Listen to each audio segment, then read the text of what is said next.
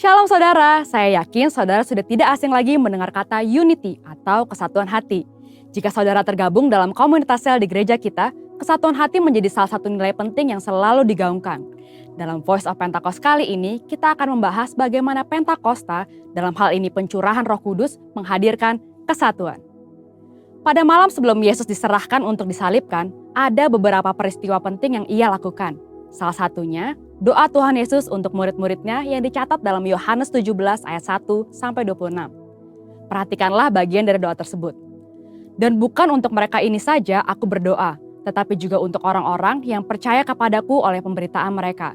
Supaya mereka semua menjadi satu, sama seperti engkau ya Bapa di dalam aku, dan aku di dalam engkau, agar mereka juga di dalam kita, supaya dunia percaya bahwa engkaulah yang telah mengutus aku.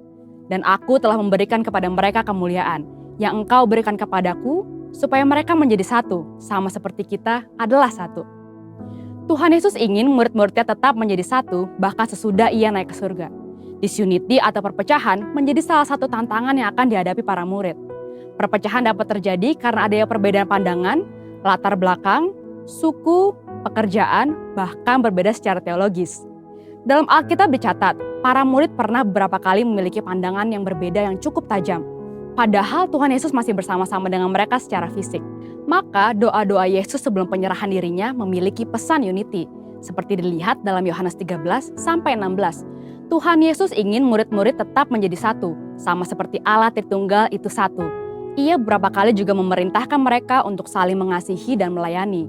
Lalu tentang Roh Kudus yang akan dicurahkan atas murid-muridnya. Karena Roh Kuduslah yang akan membuat unity di antara mereka dapat terjadi dengan mulus. Setelah kebangkitannya, Tuhan Yesus memerintahkan para murid untuk tinggal di Yerusalem dan menantikan Roh Kudus. Sesudah menerima kuasa tersebut, barulah mereka dapat melakukan yang ia perintahkan, yaitu menjadi saksinya di Yerusalem, Yudea, Samaria, dan sampai ke ujung bumi.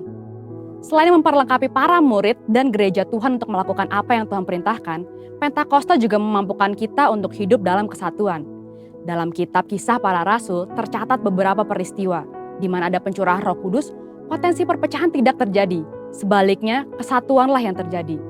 Mari kita perhatikan beberapa peristiwa tersebut. Yang pertama, pada hari raya Pentakosta, mereka yang menantikan pencurahan Roh Kudus mendapatkan baptisan Roh Kudus dengan tanda awal berbahasa roh, seperti tertulis di Kisah 2 ayat 1-4. Banyak orang yang melihat peristiwa ini memiliki pandangan yang berbeda atas apa yang terjadi. Tetapi setelah Petrus menjelaskan bahwa kejadian ini adalah nubuatan Yoel yang sedang digenapi, Roh Kudus bergerak di antara pendengarnya, lalu ribuan orang dari berbagai tempat dan berbagai bahasa bertobat, dibaptis, dan bersatu. Yang kedua, atas tuntunan Roh Kudus, gereja dapat menunjuk 7 orang yang akan bertanggung jawab atas pelayanan jemaat. Mereka bahkan banyak yang melayani di luar tanggung jawab awal, termasuk pada orang dan tempat yang tidak pernah dipikirkan sebelumnya. Seperti Filipus yang melayani di Samaria, yang pada saat itu dianggap berbeda etnisitas karena bukan keturunan Israel murni, dan kepada Sida-Sida atau Kasem di Ethiopia.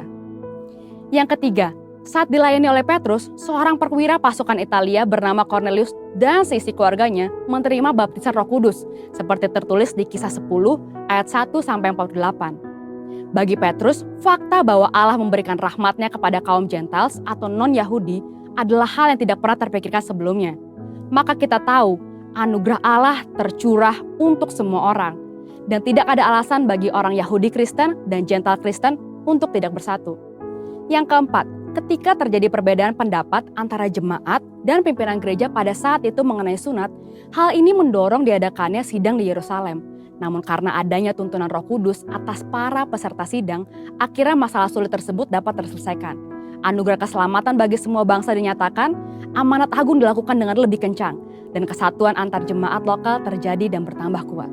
Pentakosta membawa kesatuan, di mana Roh Kudus dicurahkan, disitulah terjadi pertobatan, pengertian yang lebih dalam akan firman Tuhan, dan tuntunan untuk gerejanya dalam menyikapi berbagai hal.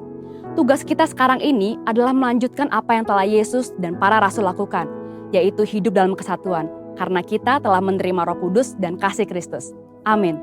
Untuk artikel lengkapnya dari tim teologi kami, silakan klik link yang ada di atas atau scan QR Code yang tersedia. Tuhan Yesus memberkati.